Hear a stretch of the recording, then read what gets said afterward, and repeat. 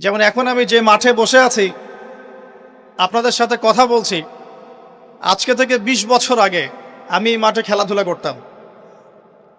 কথা বুঝতে পারছেন? বিশ্বাস করলেন না। আজকে থেকে ২০ বছর আগে আমি এই মাঠে খেলাধুলা করেছি।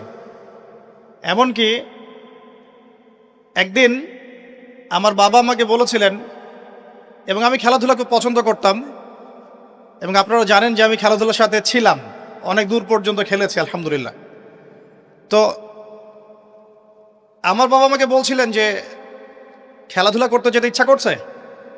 আমি বললাম যে হ্যাঁ। তো আমার মনে আছে ঠিক ওই যে ছেলেগুলো যেখানে দাঁড়িয়ে আছে ওই জায়গাটাতে আমি খেলছিলাম।